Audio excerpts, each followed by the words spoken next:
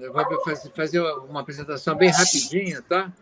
Suficiente só para a gente dar as notícias para a doutora Vânia, né? Primeira coisa, né, que chama a atenção de nós aqui no Centro-Oeste é a importância do Sudoeste goiano e do Polo de Uberlândia. Entendemos que é um eixo logístico sem paralelo no país, no Centro-Oeste. Por quê? Uberlândia é o maior centro de distribuição da rede física de distribuição do país. E Rio Verde, todos sabem que é também a capital hoje do agronegócio de ponta, né? Ou seja, a cadeia logística da agroindústria está crescente, né, em Rio Verde, desde a transferência das indústrias de São Paulo para a cidade. Então, essa para nós era a importância. Tá? Nesse sentido, nós, né, o Silvio, o Catonho, da Federação das Indústrias, e eu da UFMT, pensamos em fazer um PMI e para reavivar um ramal da extinta Ferronorte. Por que extinta? A LL, em 2010, devolveu o trecho da concessão que ela não tinha interesse. E um deles é o trecho que vai de Alto Araguaia até Uberlândia, certo? Feito isso, a gente conseguiu juntar um trecho previsto do PNV, uma concessão extinta, né? Uma região de um enorme desempenho logístico, né? E a vantagem de que a Norte-Sul era um projeto vencedor que estava se implantando. Então, isso aí eram as condições que a gente tinha para tentar reativar a concessão desse ramal junto à NTT. Por isso, nós fizemos esse PMI. No desenho do nosso projeto, a gente usou os dados de demanda do estudo do projeto da concessão da BR-364 e BR-365, né, que foi feita aí no sudoeste goiano e na região de Uberlândia. Pegamos esses dados e fomos dimensionar a carga que a gente tinha aproximadamente, naturalmente, né? E o projeto Ferronorte, só para a gente relembrar, foi uma licitação pioneira de 1989, foi a primeira em que a concessão era totalmente voltada para a iniciativa privada, estudo, projeto, construção e operação pela iniciativa privada. O Grupo Itamaraty, do Laci de Moraes, foi vencedor, né? E o objetivo era fazer a ligação de São Paulo a Cuiabá e depois ligar Alto Araguaia até Uberlândia e o Cuiabá ao Porto Velho, no Rio Madeira, e Cuiabá a Santarém, no Rio Amazonas. Novidade, era uma concessão de 90 anos, nunca ninguém tinha visto isso, né? E os trechos estão aí: Cuiabá, Uberlândia, Uberaba, Cuiabá, Santa Fé do Sul, São Paulo, na margem do Rio Paraná, Cuiabá, Porto Velho e Cuiabá, Santarém. Esse era o conjunto dos trechos que estavam dentro da proposta do Grupo Ferronorte. Tá? Um cronograma aproximado, uma cronologia: a ponte rodoviária sobre o Rio Paraná, né, construída pelo Quercia, ficou pronta em 1998. Em 2002, os trilhos da Ferronorte conseguiram atravessar a fronteira Mato Grosso do Sul, Mato Grosso, e chegou até Alto Araguaia. Em 2010, né, o grupo COSAN adquiriu a ALL, que era a antiga América Latina Logística. E, em seguida, a própria ALL, ainda antes da transferência do controle acionário, ela devolveu à União os trechos que ela não tinha interesse. Para nós, é uma incógnita. Por que alguém entrega trecho de uma concessão que sequer tinha um cronograma de comprometimento de aplicação de investimento. Não tinha. Não obstante, a ALL devolveu. Em 2013, foi inaugurado o terminal de Rondonópolis, que todos sabem, é um dos mais emblemáticos do país, se não o maior deles, né? Porque ele está sendo progressivamente sendo adaptado para multiuso, tudo em torno do agronegócio. E há espaço para muito mais coisa ainda. Em 2013, a NTT contrata o EVTEA entre Rondonópolis e Cuiabá e Santarém com a Santa Catarina. Por quê? Porque os trechos foram devolvidos para a NTT. Então, a NTT contratou a Santa Catarina. Esse estudo ficou concluído em 2016, nenhuma observação, nenhuma recomendação em torno dos trechos devolvidos. E em 2017, ano passado, Rondonópolis embarcou 22 milhões de toneladas. Eu deixei esse dado de 17 para fidelidade ao texto das informações que estão aí. Então, de uma maneira geral, foram devolvidos Rondonópolis, Cuiabá, em torno de 260 quilômetros, Cuiabá-Porto Velho, 1.600, Cuiabá-Santarém, 1.800, e Alto Araguaia e Uberlândia, 752. Aí está a origem do PMI elaborado por Silvio Catonho e eu lá em Mato Grosso. Tá? De uma maneira geral, aí está só um resumo, né, da geografia do que era o projeto Ferronorte, e temos novos projetos de MT. Por que eu vou reportar a MT? Porque toda a produção da Rumo está vinculada na malha paulista. Mas nós, em Mato Grosso, e também o sudoeste goiano, temos um grande interesse na província portuária de Vitória. Vitória é também um porto importante para nós no centro-oeste, talvez mais importante do que Santos, né? A ver com o que tem pela frente. Então, o governo, né, liberou os estudos da Ferrogrão, que então, o projeto já está pronto, né, o projeto conceitual, 933 quilômetros, todo ele bancado pelo grupo das trades, né, A, B, C, D. Então, esse projeto já está pronto, né? Estou esperando agora a liberação ambiental e também como será feita a partilha, tendo em vista o PLS 261, que vai estabelecer um novo marco regulatório.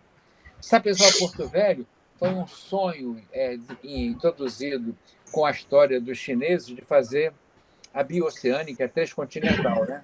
Que seria o mesmo traçado da FICO, só estendida até Porto Velho e de Porto Velho até a fronteira com o Peru e daí alcançando o porto de Baiuvar, já no Pacífico. Então, esse trecho também foi estudado, o projeto conceitual está elaborado, a Cinfra de Mato Grosso tem esse projeto arquivado lá, mas, obviamente, que o sonho, o delírio japonês parou por aí. A FICO, boas novas, né? Segundo a gente sabe, informado por amigos do grupo, que o ministro disse que em 30 a 60 dias tem condições de iniciar já a parte de substituição por conta das desapropriações para implantar já a FICO. A transcontinental é aquela que eu já tinha falado lá dos chineses, que a gente não deu muito. Feito isso, a gente lá em Cuiabá, né, a gente tem assim um vazio logístico. Nós temos a antiga Camp Norte, hoje Mara Rosa, para chegar água boa, autorizada pelo governo federal, já dentro dos processos de repactuação das concessões. Rondonópolis, Cuiabá, sem concessão, porque a antiga LL, devolveu para a NTT, e Sapezal, Porto Velho, entrou aí nesse sonho dos chineses, e Sinop, Miritituba, que a gente acredita que seja o processo mais avançado depois da FICO. Isso aí, os dados que nós fomos tirando do estudo da do projeto da concessão da BR-364 e BR-365. E viemos aprender sudoeste goiano e o polo Uberlândia. Não era à toa que o GEIPOT colocou esse traçado, esse trecho, já em 1988, no edital 01, em que o Grupo Ferronorte saiu vencedor. Então, nós temos essa produção, e etanol é produto novo, né? Não estamos falando de milho nem de soja. Biodiesel, a gente, em Mato Grosso, hoje a gente tem aqui 2 bilhões de litros, a gente não gasta, a gente não gasta 1 litro de biodiesel aqui, a não ser alguns, não temos onde gastar esse insumo, né? E a gente tem uma previsão também em cima da EPL de que em 2025 Mato Grosso terá uma produção de 88 milhões de toneladas. Obviamente, isso aí não passa na Malha Norte, né? Na Malha Paulista, não vai ter jeito. Então, isso aponta para a gente o polo do Sudoeste entre Rio Verde e Uberlândia, né? Então, aí a gente começou a estudar, vamos ver como é que a gente faz para ligar a saída de Mato Grosso, né, o sudoeste goiano, até Uberlândia. Então, a gente foi buscar no PNV, ela é a EF262, uma extensão aproximada de 671. Eu queria dizer que essa doutora Vânia, essa extensão aí é projeto geométrico, não é estudo de tração, é um pouco mais. É um estudo de projeto com curva de nível e volume de terraplenagem já calculado. Nós já temos isso nesse traçado. Tá? Porque pode pensar, não, é só um traçado. Não, na linha não. Ele é um projeto geométrico com curva, rampa compensada, tangente mínima e volume de terraplenagem e movimentação de terra. Então, o trecho Alto H Uberlândia, concepção naturalmente linha singela, bitola larga, é claro, né? E a função é estruturar esse vazio na região central do Brasil, entre 2 pontos importantes para nós, Rio Verde e Uberlândia.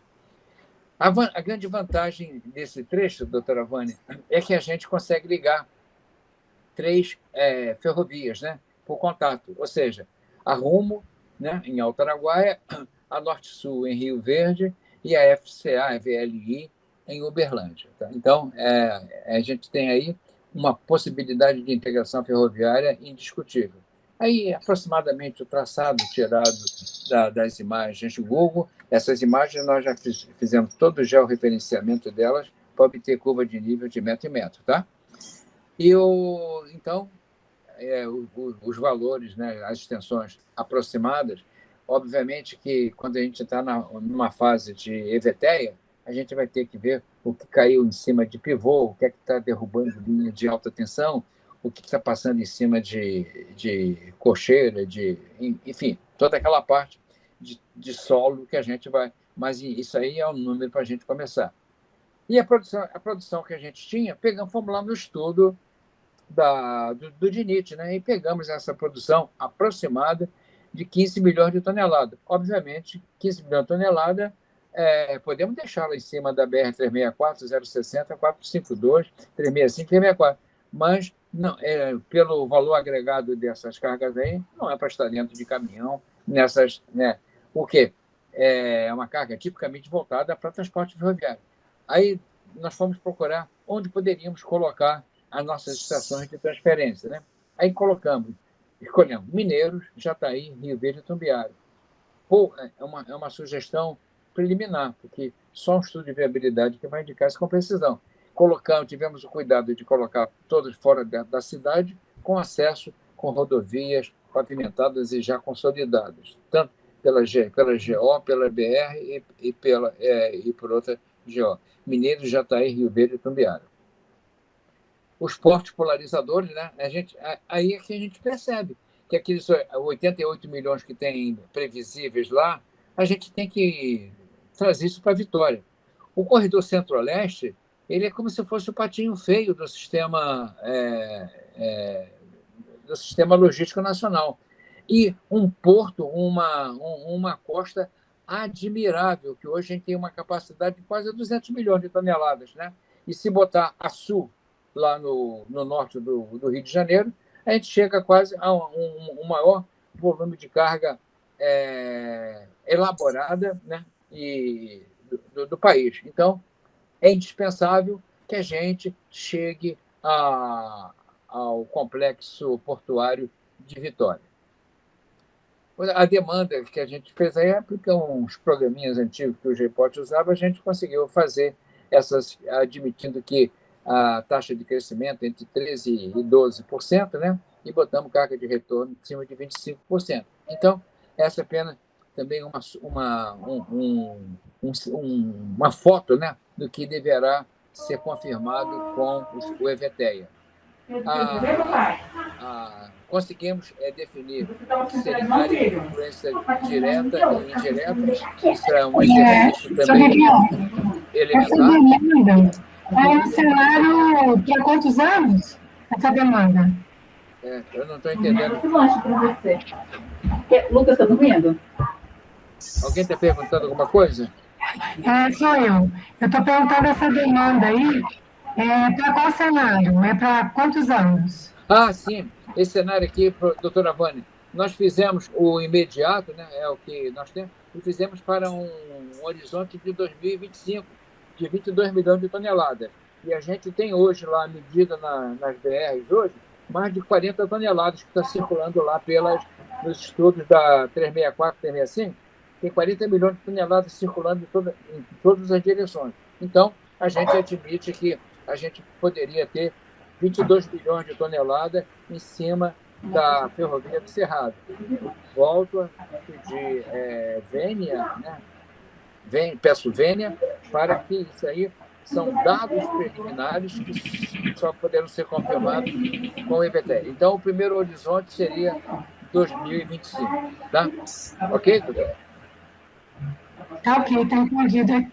Pessoal, podia fechar o microfone, porque está dando interferência. Não estou ouvindo, não entendi, doutora. Eu falei que o pessoal está com o microfone aberto, podia deixar fechado, porque está dando bastante interferência. Parece que sim. Obrigada, viu? Ok. Posso prosseguir, então? Tá. Então, aqui seria só uma simulação, porque, como nós fizemos o anteprojeto geométrico, né? Todas essas curvas, todas essas rampas estão definidas, né? Estão calculadas.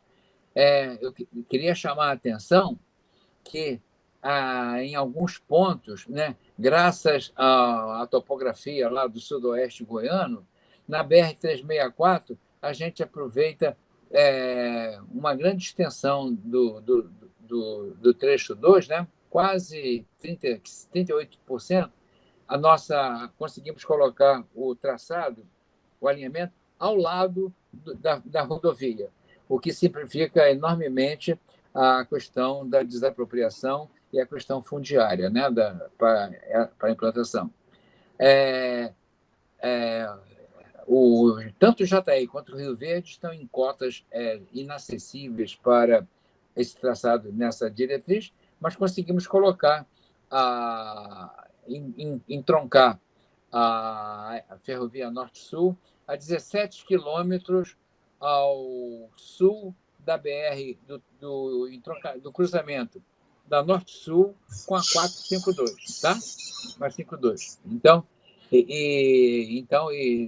como nós vimos lá atrás, a distância de Rio Verde é 19 quilômetros até essa estação de transferência de carga. E a grande novidade, desde Rio Verde até Itumbiara, a gente está 100% em cima, coincidente com a faixa de domínio da BR-452. Ou seja, os problemas de desapropriação e questões fundiárias são mais fáceis de resolver, a gente conhecendo a problemática desse tema. E, finalmente, alcançamos Itumbiara. Poderíamos alcançar um outro ponto mais ao sul, Chaveslândia, a 137 quilômetros de distância, em linha reta, mas, obviamente, que ficaria até mais perto para atender também Itumbiara, né? Ou Ituiutaba, e é uma questão apenas de um estudo mais aprofundado do EVTE, a gente pode chegar a essa questão. Não esquecendo que Tupaciguara tem importância também pela produção de álcool, né, e de derivados da cadeia álcool, né, e que é uma carga preferencial também para a ferrovia. Mas são apenas simulações, uma vez que só o IVTE poderá completar. Desde então, nós temos um aproveitamento grande da faixa de domínio. Sobre o corredor Centro-Oeste, gostaria bastante de conversar com a senhora, com o pessoal da CEINFRA, e com o pessoal de Uberlândia, pessoal de Rio Verde, para aprender sobre o corredor Centro-Oeste. O pouco que eu conheço, eu entendo que ele é pouco explorado por embarcadores e transportadores, conhecendo as dificuldades de traçados secular da VLI e também da dificuldade topográfica que nós temos aí no sul de Minas Gerais, tá? No Triângulo Mineiro. Então, a gente tem os principais centrais. O porto polarizador, naturalmente, para nós, é Vitória e o Porto de Açu. O Porto de Açu, ele surpreende pela grandeza. Eu acredito que não tenha nada igual no país hoje em termos de previsão de capacidade e de multifacilidades que o Porto de Açu está se preparando. Eu gostaria de saber de onde veio tanta inspiração, tanto conhecimento e tantos recursos para ter o canteiro de obras que a gente tem hoje lá no Porto de Açu. A gente merecia fazer um encontro no Porto de Açu para aprender mais alguma coisa sobre a questão portuária. Então, naturalmente, a gente alcançando Belo Horizonte, a gente vai ter que desenvolver toda a questão da VLI, né? E sabemos que nesse corredor aí que temos um maior desafio entre Bia e Bambuí, que é a Serra do Tigre, mas sabemos que o J-Port tem um estudo de uma variante aí e que chegou a ser cotado o preço e não foi adiante por conta de falta de interesse, né? E por resistência também do setor rodoviário. Mas seria esse grande desafio. E o outro desafio que se faz hoje é parcial, que seria a EF-118, a Vitória Rio de Janeiro, que é a FCA VLI estava pensando em devolver, mas agora já não quer mais, porque ganhou de presente o Açu e ganhou o polo lá de da Petrobras, lá no fundo da Baía de Guanabara. Então, já não interessa. O que não queremos mais mesmo é chegar em Niterói, que vai chegar com trens urbanos. Tá? Então, esse é o corredor Centro-Oeste, e ele tem, nas suas extremidades, de um lado, o sudoeste goiano e o polo de Uberlândia, e, do outro lado, uma província marítima fora de qualquer projeção dentro dos atores de planejamento de transporte no país. O que a gente propõe nessa nossa PMI é que o governo né, ofereça condições de se fazer um projeto conceitual. Ele está 50% feito, a outros 50% seria as inspeções de campo para tirar todas as imperfeições, todos os obstáculos, né, encontrados. O governo, né, teria que bancar esse EVTEA, né? Talvez os governos de Minas Gerais e Espírito Santo e Goiás tenham interesse nisso, né? Pode ser uma parceria público-público mesmo, e chegar ao projeto básico de engenharia ferroviária para saber o quanto se vai gastar para isso. Os estudos de impacto ambiental, eu queria dizer que de todo estudo que a gente fez, não encontramos nenhuma comunidade de quilombola, não encontramos reservas naturais. Acredito que tem alguma que a gente não tenha observado, não tenha encontrado pelo nível de informação. E fazer a concepção das estações de transferência de carga, que naturalmente teria que ser passado para operadores de carga para ver isso. E a gente o grande lance seria a integração da a Ferrovia do Cerrado seria a ligação de 3 principais ferrovias hoje do país. As disfunções, Serra do Tigre, vocês de Goiás, de Mato Grosso, de Minas Gerais e de Vitória conhecem os problemas para atravessar essa região. Fortes rampas, alta resistência, tem lá aquela 441 para passar lá, a cada 3 meses tem que reapertar tudo quanto é parafuso, fixação, porque ninguém aguenta botar uma máquina daquela no raio de 92 metros. E a informação que a gente tem é que tem raio de 92 metros e rampa de 2,8%. O consumo energético absurdamente elevado e restrição para composições competitivas. Por isso que o GPOT fez essa previsão. Aí é um detalhe que nós encontramos, né, da topografia e do traçado complexo, né, da travessia da Serra do Tigre, que desanima qualquer medida ferroviária. Os impactos, como disse, não encontramos grandes, né, mas provavelmente temos reservas naturais para resolver, e grande parte do trecho está em cima da faixa de domínio. Ou está em cima ou está ao lado. Obviamente que o DNIT pode facilitar esse processo todo. O cenário projetado, a gente acredita que não é 3%, a gente fizemos um outro cálculo, ela aumenta 1,35%, né, pelo TKU que a gente projetou na malha ferroviária. É um valor considerável. E não colocamos nem aqui a expansão do Porto de Açu. Se colocar o que o Açu pode atrair, esse aqui vai mais adiante ainda. Redução do custo de transporte, obviamente, do corredor Centro-Oeste, que deixaria de ser o patinho feio dos corredores logísticos brasileiros. A consolidação do complexo agroindustrial de Rio Verde e Uberlândia. Aí vocês poderão dizer, olha, Rio Verde e Uberlândia não precisam de mais nada, porque eles já estão confirmados como esses polos, mas eles podem ter uma fluidez de canal entre uma área produtora, que é Mato Grosso, e uma área de transformação, que é o polo, e a área de exportação, que seria a costa os portos de Vitória. E acesso ao Porto de Açu, que, volto a dizer, me impressiona pela grandeza. A ferrovia seria o acesso ao complexo portuário. Quando nós fizemos esse estudo aí, o Porto de Tubarão estava trabalhando com 4 milhões de toneladas da capacidade instalada para granéis agrícolas dentro de Tubarão, tá? E ele já estava sendo transferido lá para Barra do Riacho, para Aracruz. A capacidade, a gente colocou 2025, né? Um valor, ponto de partida, em cima das planilhas do estudo do DNIT, e uma capacidade de 50 milhões, né, para a gente. 50 milhões daria, sim, os 3% do avanço do TKU, da malha ferroviária brasileira.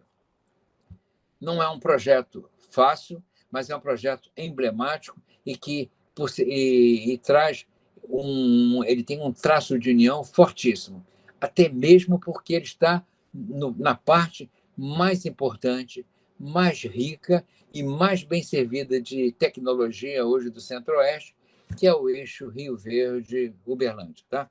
A gente teria essas entidades que estão aí, os governos teriam que entrar, e nesses 2 anos que, como George disse, que a gente vem discutindo essa questão, várias autoridades, vários parlamentares, vários próceres da Valec, do DNIT, da EPP, da EPL, vêm se manifestando sobre essa oportunidade, e até mesmo alguns empreendedores ligaram para a gente para perguntar, mas logo depois eles não voltaram mais, né?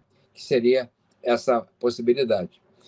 Aí, então, o fechamento. Feito isso, esse projeto. Só não entregamos o projeto, mas entregamos todo o resultado desse PMI, né?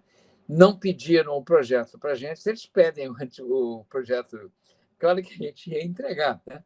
Mas isso aí eles disseram que não faz parte da agenda do governo das parcerias, né? Até o ano de 2025. Acho que eles fizeram 2025 porque nós também tínhamos previsto lá o horizonte de 2025. Doutora Vânia, é mais ou menos isso aí, em linhas gerais, que a gente fez, né? Obviamente, são dados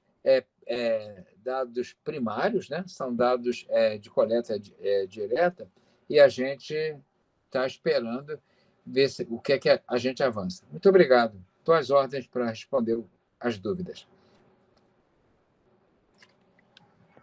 Eu agradeço, professor Miguel, pela apresentação. Realmente, eu não conhecia esse projeto, é um projeto novo para mim. E, como dizer, é uma pena ele não ter, né, a gente não ter tido conhecimento dele antes, porque a gente poderia ter incluído ele no plano estratégico ferroviário, e hoje a gente não tem mais condição, porque a gente já está na conclusão do PEF. Sim. Mas, como eu disse, né, por Urubatã e falei inicialmente, a gente entende que o PEF ele é um ponto de partida, até porque a gente recebeu várias demandas depois, né, do prazo que a gente fechou com a Fundação Dom Cabral, porque a gente precisava fechar o objeto para dar início aos estudos, e na medida do possível a gente fez alguns ajustes, mas projetos totalmente novos, propostas totalmente novas, a gente não tinha o que fazer, não tinha como incluir, porque senão eles não iriam conseguir dar início aos estudos nunca, porque era todo mês, toda semana, né, que dias aparecia uma demanda nova e realmente a gente teve que conversar com essas entidades e tentar propor uma conciliação, obviamente, dos interesses do PEF com esses projetos, com essas propostas. Obviamente, como o senhor apresentou aí, esse terminal proposto ali para Chaveslândia, ele está bem próximo desse traçado, né, já aí desenhado para a ferrovia, e a gente acredita que, obviamente, se tiver um interesse, esse ajuste aí ele é totalmente, né, fácil de ser conciliado. Obviamente que a gente vai ter que fazer essa avaliação ali nesse momento em que a gente aprofundar esses estudos, qual que é o traçado, né, que vai ser mais interessante para a captação de demanda para a ferrovia ali, até porque a questão de chegar de Uberlândia até Chaveslândia é justamente fazer essa conexão na Ferrovia Norte-Sul, né? Então, a gente abriria ali essa porta junto à Ferrovia Norte-Sul pela malha da FCA. Logicamente que a gente tem o problema aí da bitola, que a gente está falando de duas ferrovias de bitolas diferentes, o que por si só já causa alguns entraves para essa conexão. Mas isso tudo está sendo levado em conta no plano estratégico ferroviário, e, como eu disse para vocês inicialmente, né, a gente acredita que tem muita, né, nós temos um horizonte muito grande aí pela frente, muita coisa para acontecer, e esses primeiros estudos são importantíssimos para a gente ter um direcionamento, né, do que a gente vai seguir enquanto governo, quais bandeiras que nós vamos defender aqui enquanto governo. Então, eu agradeço. O Urubatã pediu para a gente fazer essa reunião com a Fundação Dom Cabral, né, Urubatã? Perfeito. E achou interessante a gente fazer essa reunião prévia, mais para eu conhecer os senhores e conhecer um pouco mais do projeto. E já conversei com a Fundação, né, não colocaram nenhuma dificuldade, só com relação à data mesmo, como a gente está nessa reta final do PEF, Então, eles estão, assim, muito apertados mesmo, e a prioridade é liberar o plano estratégico ferroviário, mas eu já conversei com o Ramon, para a gente fazer essa reunião aí o quanto antes, para eles conhecerem esse projeto de vocês, até porque a Fundação Dom Cabral está envolvida em vários outros projetos, não só aqui de Minas Gerais, mas de outros estados também. Ela está envolvida em outros estudos e, com certeza, esse estudo da Ferrovia do Cerrado, mais cedo ou mais tarde, eles vão tomar conhecimento. Né? E se já não conhecem ainda, viu? Porque eles já estão trabalhando, né, com vários projetos aí, vários estados. Outro dia o pessoal de Santa Catarina entrou em contato comigo, pedindo o contato do pessoal da Dom Cabral. Então, realmente, a gente vê que os outros estados estão buscando também desenvolver os seus desenvolvimento do modal ferroviário. Então, isso é muito importante, e essa conectividade, né, essa conexão de projetos, ela é muito importante para, igual eu falei para vocês, para a gente conseguir traçar um horizonte mais objetivo, porque propostas a gente tem diversas. O papel desses estudos técnicos é nos demonstrar quais são as propostas viáveis que param de pé e que os governos, eles, né, podem e devem defender e buscar investidores para a gente conseguir viabilizar essas propostas. Então, eu acho que é super válido a gente ter essa reunião com a Fundação Dom Cabral, e aqui no Estado, né, o que a gente puder ajudar. Eu acredito que após o PF, né, a gente está com um planejamento aqui para traçar as estratégias para o pós-PF, e algumas demandas que não foram incluídas no PF, a gente já está mapeando aqui para uma possível complementação de estudos, obviamente, à medida que a gente tiver recursos e condições, ou então parceiros que possam financiar esses estudos. Nesse percurso aí desse um ano e pouco de estudos, a gente viu que existem várias outras possibilidades e que é muito importante, muito válido esse aprofundamento nesses estudos. Então, a gente já está aqui mapeando algumas possibilidades, e a gente acredita que ele não vai parar, que o PF ele não vai parar em si. A gente vai ter vários desdobramentos aí, se Deus quiser. Estamos com essas perspectivas no intuito de aprofundar os estudos e trazer novas propostas também aqui para dentro do modal ferroviário aqui de Minas Gerais. Tá? Então, eu acho que é super válido iniciativas, né? Como a de vocês, essa questão de PMI, a gente sabe que é importante, que hoje o governo tem, né, os governos têm olhado com bons olhos essas iniciativas. A gente está num momento aí de vários projetos, várias prioridades, né, entre aspas, então às vezes fica difícil a gente conseguir emplacar um novo empreendimento dessa magnitude, mas a gente acredita que o caminho é esse. A gente quer trazer a iniciativa privada cada dia mais para dentro da nossa infraestrutura, né, para o modal ferroviário, como é o nosso caso aqui. Positivo. Perfeito, Vânia. Eu acho que quem não conhecia ainda tem a oportunidade de acompanhar o PF, acho que deu para entender mais ou menos do que se trata, né? Então, o Estado de Minas foi pioneiro, junto com a MTF, de conduzir esses trabalhos. Futuramente, outros estados vão seguir a mesma natureza. Tem um estado que eu tenho na cabeça que, com certeza, vai ter que fazer isso, o Rio Grande do Sul, na minha opinião.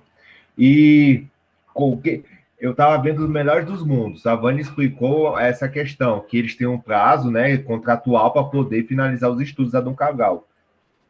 Lógico que eu vim vacinado, né, porque perdeu o tempo dos senhores à toa. E o que acontece? O professor Miguel acabou de explicar, né, deu uma aula aqui para a gente. Já tem alguns estudos, já tem algum material à disposição.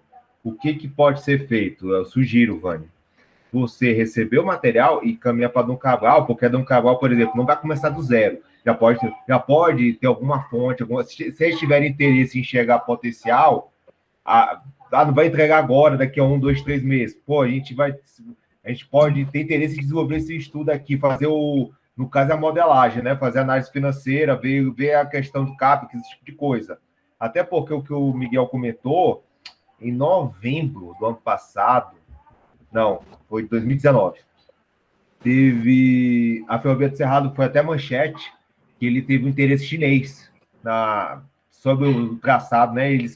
Eu acho que eles, inclusive, falaram com o governo do Mato Grosso para tratar da Ferrovia do Cerrado e ver a potencialidade. Até conversei com uma pessoa do CREC, o CREC é a estatal chinesa, e aí eu conversei com ele falou, não, a gente está pesquisando assim, está vendo potencialidades. Ferrovia do Cerrado foi uma que a gente viu, a gente teve interesse, foi lá perguntar para ver como eles fizeram sondagens.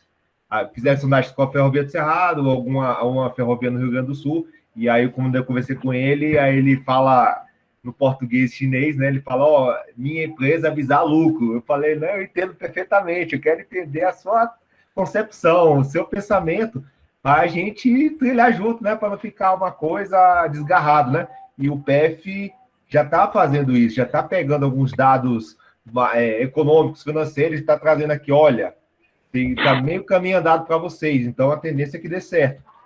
Eu acho que a Ferrovia do Cerrado, como já tem há mais de 2 anos, vai 2 anos de grupo, fora a parte de estudos. De repente, com o São Miguel, né, o pessoal pode disponibilizar o material, aí você recebe, caminha para Dom Cabral, vê a potencialidade, a vantajosidade, porque o que eu acho. Esse é meu feeling, de repente pode ser totalmente contrário. Na hora que fizerem as simulações, a modelagem, de repente pode ser mais um ativo rentável, que não tem a participação do governo. Então, você ganha mais um traçado de potencial para ofertar para o investidor, entendeu? Então, isso que quando eu tive essa ideia de juntar aqui os senhores e você, Vânia, justamente para isso. Então, e outra coisa que a Vânia não comentou, que eu lembrei agora, é que o PEF, ele não é um fim em si, vai ter uma atualização constante, ele tem um prazo, só na lei ele tem um prazo de 15 anos para estar em funcionamento. Então, os estudos que estão hoje não vão ser esses, vão ter outros estudos, vai ter atualizações, e a Ferrovia do Cerrado, eu acho que a gente já tem um caminho andado para estar junto para estar com o governo de Minas, para poder recepcionar o projeto, e eu acho que é isso. Eu enxergo potencialidade. Eu posso estar totalmente errado, mas eu vou seguir o meu feeling, que eu acho que a gente pode tirar algum grande proveito, né, para usufruir. Então, minha participação é essa e ficar aberto aí para alguma contribuição aí com a Vânia. Parece que o Mário está com a mão levantada aí, Mário. Isso. Bom, pessoal, boa tarde. Eu achei assim, muito frutífera a discussão, né? Nós que estamos aqui no Pontal Mineiro, a gente até aproveita para fazer uma identificação melhor da nossa região. Nós estamos aqui no Narizinho de Minas, talvez a última fronteira agrícola do Sudeste, onde nós ainda temos um grande potencial. Os estudos feitos por multiplicar por 7 a produção agrícola do Pontal Mineiro, em virtude de que ainda temos vastas áreas com vocação para a agricultura, cultura da cana-de-açúcar e a sua agroindústria, álcool e açúcar e energia, cultura da soja e milho e as suas agroindústrias, as esmagadoras, o farelo de soja. E essa região, ela pode ser induzida, além da atual produção, pela ferrovia. Quando a gente vê que o movimento do grupo da Ferrovia do Cerrado está muito ligado à questão do Mato Grosso, eu acho que essas propostas são extremamente complementares. Como a Vânia disse, se o PF está fechado até as ferrovias definidas e o traçado centro-leste que o PF contemplou é o de Chaveslândia, a gente pode trabalhar no futuro, e esse futuro pode ser o quão mais perto a gente der dinamismo a esse trabalho em conjunto, de Chaveslândia ao Mato Grosso. Na verdade, quando vocês disseram que pode se aproveitar o traçado da BR-364, a BR-364 passa aqui no Pontal, né? Ela passa por Ituiutaba, segue a Chaveslândia, São Simão, onde está passando a Ferrovia Norte-Sul com um terminal ferroviário, multimodal, e segue a Jataí, Alto Araguaia e Rondonópolis. Então, o traçado mato-grossense e goiano da extensão da ferrovia de Chaveslândia pode seguir por esse caminho, são regiões também de altíssima produção agrícola, né? Rio Verde de Jataí, se eu não me engano, são 60 quilômetros, então, assim, você tem a questão do polo de Rio Verde, mas você tem a questão também do polo de Jataí Mineiros, que com certeza conseguem suplantar o polo de Rio Verde devido à sua extensão agrícola e potencial produção de grãos. Então, eu acredito que, ou por um lado ou por outro, a gente vai conseguir trazer essa demanda muito grande, muito forte, super legítima. A gente está no grupo e tem acompanhado a questão de Cuiabá, né, a demanda que já existe implantada em Cuiabá, e a gente acredita que, passando o traçado por Mineiros, Jataí, Chaveslândia, Ituiutaba, Uberlândia, a gente consegue, do mesmo jeito, atender a demanda mato-grossense. Então, a gente queria colocar essa questão aí para contribuir com a discussão. Bem. Lembrando aqui, Mário, rapidinho, Jorge, só para acrescentar essa informação sua, há uma perspectiva de investimento muito alto de celulose em Alto Araguaia. O governo do estado já assinou com uma empresa privada, né, para ter uma planta que vai mudar também um pouco Alto Araguaia, vai se tornar uma Três Lagoas, que Três Lagoas mudou completamente com a chegada da celulose e a coisa, certo? Só para você acrescentar, fora o agronegócio. Sim, sem dúvida. E Alto Araguaia está exatamente nessa rota, né? Da 364, termina em Rondonópolis, Cuiabá, né? Sim, senhor. Bem, vocês devem estar vendo o mapa, né?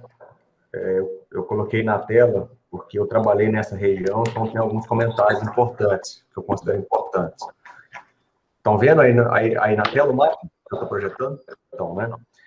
Então, uma ferrovia saindo aqui da região de Uberlândia, Araguari, veja que a diferença da saída de Araguari para Uberlândia é muito pequena. Araguari tem a vantagem que nós temos um entroncamento em Araguari, né, tanto para subindo para a região de Goiás, lá em Anápolis, se a gente voltar na apresentação que o professor Miguel fez, a gente vê que tem uma carga alta, tem uma carga grande lá. Então, a gente tem já esse entroncamento, que nada impede que saia de Uberlândia, mas a gente também tem a outra parte, que hoje está com a FCA, que vai aí para Belo Horizonte, vai sair lá de Ferro Vitória Minas. A gente pode descer também aqui, ó, sentido Uberaba, né, Ribeirão Preto, e a gente vai sair lá no Porto de Santos. Então, Araguari teria essa vantagem que já sai aí no entroncamento. Mas nada que Uberlândia também não seja um ponto interessante. Agora, a Ferrovia do Cerrado, ele tem um traçado inicial, saindo de Uberlândia, vamos falar Triângulo Mineiro, né, e indo até Alto Araguaia. Agora, veja que em Santa Helena de Goiás, nós temos o pátio sudoeste de Goiás. A Rumo está investindo aproximadamente aí, ó, 500 milhões de reais. São mais de 500 milhões, eu acho que o Urubatã tem mais informações em relação a isso. Em Rio Verde, né, no caso. Rio Verde, desculpa. E aí é o seguinte, você lançar uma linha saindo de Uberlândia, ligando diretamente nesse pátio, é interessante porque ali a gente já tem toda uma estrutura montada que vai ser operada pela Rumo nos próximos 30 anos, ou mais, né? Só que nós temos um problema, nós temos esse curso hídrico aí bem largo, que vai demandar uma ponte, cara. E hoje nós já temos em São Simão a ponte do Rio Paranaíba, que acabou de ser inaugurada, só aquela ponte, se não me engano, foi aportada quase 70 milhões de reais ou mais, com problemas de marinha, etc. Então, eu percebo, e São Simão... A gente até acompanhou, para e passa, a função da ponte, né, Jorge? Isso. Lá no grupo, né? Eu falo porque eu iniciei naquela obra, né, e a gente, quando eu saí da Valec em 2017, em dezembro de 2017, a obra estava iniciando, né, o lançamento das vigas, mas hoje a ponte, felizmente, já está finalizada. O que eu vejo para esse projeto, do ponto de vista mais técnico, é saindo do Triângulo Mineiro, duas opções, indo até Santa Vitória, ainda dentro do estado de Minas Gerais, em função da questão do estado de Minas. Porque aí a gente já entra na malha da Ferrovia Norte-Sul e pega a ponte de São Simão, ou vai até São Simão, né, que seria complicado em função do Rio Paranaíba. Bem, é um rio navegável, a obra de arte especial ela é mais complexa de ser executada. O outro ponto, partindo do princípio que seria inevitável uma construção de uma nova obra de arte especial de grande porte, é a gente ir direto para Rio Verde, não passar aqui por São Simão. Então, São Simão seria tem um pátio também importante, né? E tem também aqui na região de Rio Verde. Eu acho que saindo do Triângulo Mineiro tem que ir para essas duas direções. A gente vê que na região de Rio Verde já está meio que puxado lá para o lado do Alto Araguaia, né? Então já seria, do ponto de vista da Ferrovia Norte-Sul, já seria algo interessante. Agora, de forma inevitável, seja em São Simão ou seja em Santa Helena, a gente teria que fazer um transbordo de carga, porque a FCA bitola métrica e Norte-Sul bitola larga, né? Então, o que acontece? A Ferrovia Norte-Sul, só fechar aqui por causa da chuva. A Ferrovia Norte-Sul, ela é um entroncamento, né, a espinha dorsal aí do nosso país, bitola larga. Então, eu não vejo muito sentido a gente sair com a bitola larga e ir até a FCA, porque a gente já vai esbarrar na bitola métrica. O que poderia fazer é bitola larga e depois aproveitar e implementar uma bitola mista, né, com o terceiro trilho, e aí a gente ter 2 tipos de trem podendo sair, inclusive lá do Porto e chegar até a Ferrovia Norte-Sul, né, numa mesma bitola. Só que a gente vai ter que ter um transbordo de carga, não vai ter jeito. E aí, quando a gente faz uma obra em bitola métrica, a gente economiza muito dinheiro, a gente economiza aí com trilha, a gente economiza com dormente, com terraplanagem, com lastro, com ponte, com túnel, economiza com muita coisa. Então, eu particularmente, eu defendo uma ferrovia de bitola métrica, saindo aí do Triângulo Mineiro até São Simão ou até Rio Verde, e aí sim, no segmento, a gente continua com bitola larga até Alto Araguaia. Eu sei que isso depende de maiores estudos, um debate mais aprofundado, né, como o professor Miguel já falou, mas do ponto de vista técnico, daquilo que eu já participei em obra de construção, percebam?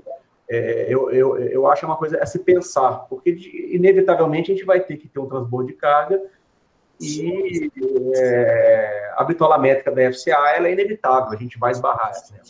Tá? É isso que eu gostaria de falar. Só complementando, a carta de intenções, Urubatã, talvez enviar depois lá para a Vânia, né?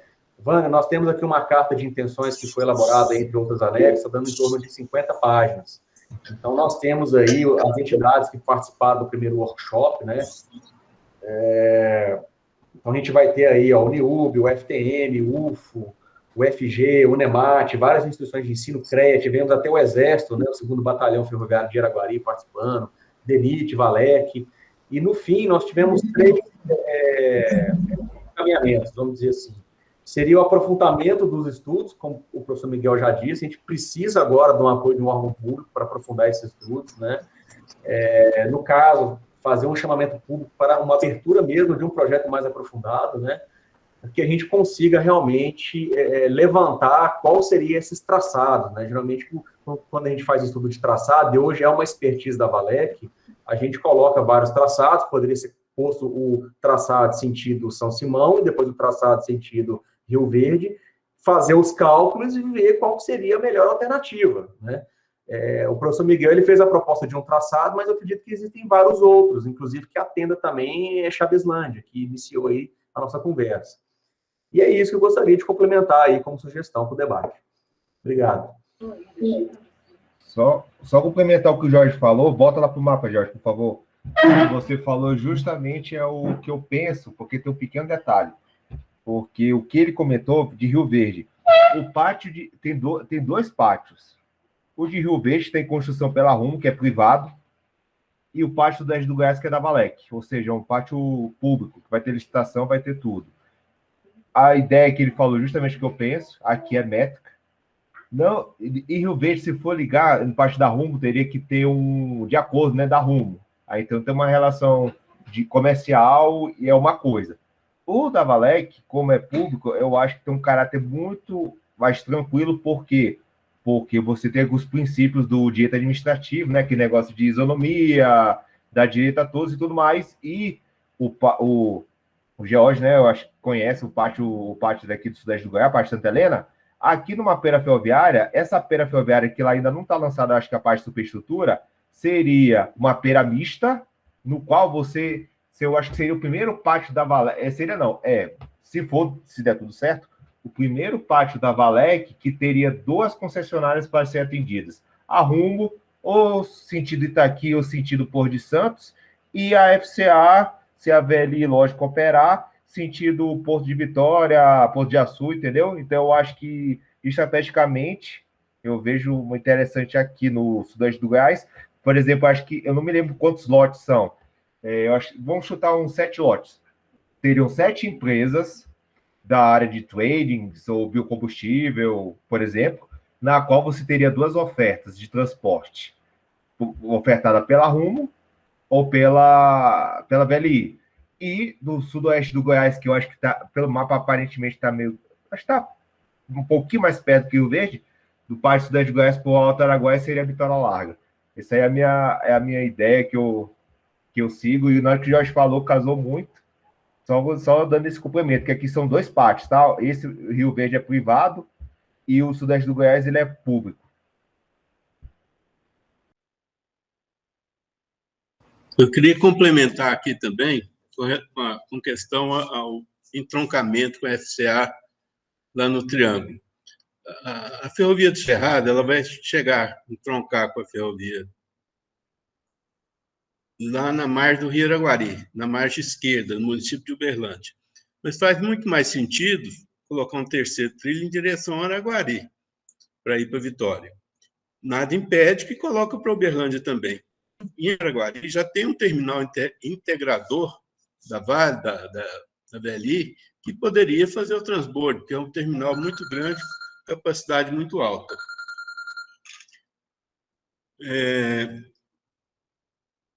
Nessa apresentação que foi feita aí, eu acho que deveria incluir também o município de Araguari e contar com o batalhão ferroviário para ajudar de alguma maneira nesses estudos aí, em tudo que se relacionar com esse projeto. Acho que o batalhão teria um grande interesse nisso. No levantamento que eu fiz esse ano para a manifestação do CREA na audiência pública, lá na Serra do Tigre, a capacidade ociosa lá está menos de 15%, 14,8%. Apesar de, na audiência, o pessoal fala que lá tem grande capacidade ainda, mas não é verdade. Lá não chega a 15%. E a região é entre Ibiá e Garças de Minas, não é Bambuí. É um trecho de 62 quilômetros que teria que ser alterado. O corredor Centro-Leste, que antigamente a gente falava que vinha até Goiânia, na verdade, ele está vindo só até Araguari agora.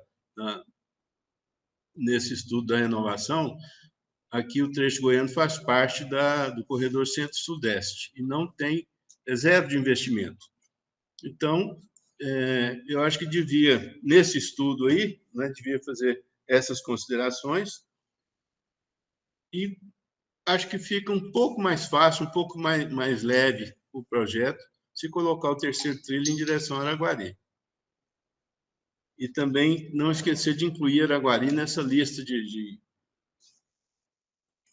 entidades aí que pode colaborar com o desenvolvimento do projeto. É isso, obrigado.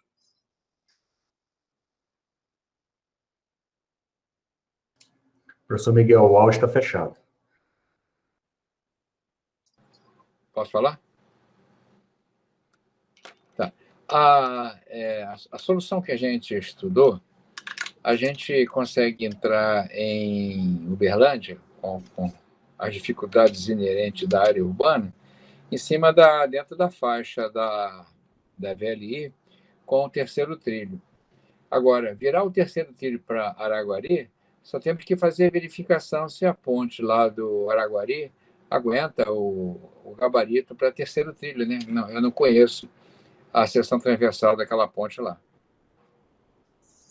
É uma ponte, ela é nova, foi feita pelo batalhão, quando ele fez a modernização do trecho entre Uberlândia e Araguari.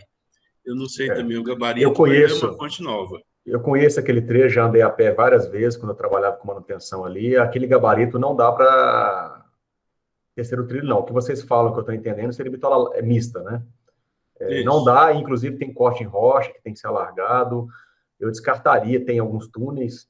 Não, túnel já é depois de Araguari. Mas as pontes, elas não vão suportar esse trem tipo, não. A gente teria realmente que ir direto para Araguari, e eu acho que é uma ideia muito boa também, saindo de Uberlândia. Eu compro essa ideia. Pela minha experiência daquele trecho, nós temos um relevo ali bem acidentado. A ponte ali, o pessoal fazia bang jump, para vocês terem uma ideia.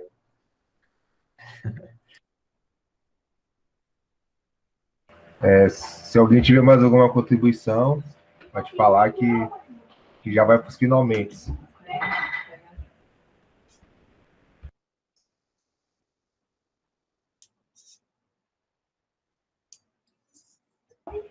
Tá, então, assim, Vânia, agradecer você por ter recepcionado, né, recebido a gente, de ter tirado o espaço da sua agenda, que é pesada, né, que quando eu converso com você é meio complicado, que é reunião, é muitas coisas para ser tratadas, e, assim, eu acho que eu vejo que a gente abriu uma janela, né, de oportunidade. O professor Miguel, a equipe, creio eu, a gente pode disponibilizar os materiais e ficar ao bel prazer, né, da Dom Cabral, se quiser utilizar, ver alguma vantajosidade, eu acho que é interessante. E até um outro detalhe que eu lembrei agora, no último workshop do PF, a Dom Cabral desenvolveu um painel, eu acho que a base de dados é em Power BI, na qual eles fizeram, você pode fazer simulações. Você coloca origem, destino A e B, e você faz algumas estimativas de composição de preço, de viabilidade. Eles estão desenvolvendo esse aí também, vai ser um produto do PEF. Um dos produtos vai ser essa parte de interação, entendeu? Eu acho que se a gente puder utilizar a Ferrovia do Cerrado e ver alguma coisa, eu acho que vai vir bem a calhar para o momento que está ocorrendo. E outra coisa também, eu acho que o cenário agora é outro, porque até antes, quando tinha a questão do PNI, vocês, né, que eu não estava ainda no pessoal na época, vocês tinham aquela intenção de que o governo recepcionar e conduzir o projeto. O governo já passou uma imagem desde essa atual gestão, de 2018-19, que a imagem é o mercado privado, menos participação pública e maior privado. Então, o PF já tá se adiantando nesse ponto, porque você já vai oferecer para o privado. Então, eu acho que a gente pode tentar aproveitar a Ferrovia do Cerrado para o setor privado. Eu acho que isso que pode ser um ponto positivo para que saia com mais celeridade, entendeu? Eu acho que isso é minha contribuição. E aí, se puder, o pessoal já se despedir. Desde já eu agradeço, viu, Vânia? Obrigadão aí pela participação e agradecer aos senhores também, viu, pelo espaço. Eu que agradeço pelo convite. Vou encaminhar esse estudo, essa apresentação, se vocês me autorizarem, para a Fundação Dom Cabral. Como eu disse, eu acho que a gente tem um longo caminho pela frente e esses estudos, eles só vão solidificando cada vez mais esse trajeto que a gente precisa seguir. Eu acho que quanto mais estudos a gente tiver, só vem a fortalecer as decisões, principalmente dos governos que vão ser tomadas aí para frente, que eu acredito que cada dia mais estados vão querer participar dessa agenda ferroviária e tornar o seu estado cada dia mais atrativo para investidores, né? Para a iniciativa privada investir, porque a gente acredita que esse vai ser o caminho. Tá? Então, agradeço muito por essa oportunidade de conhecer esse projeto e estamos aqui no Governo de Minas à disposição para ajudar aí no que tiver ao nosso alcance, viu? Muito obrigada mesmo.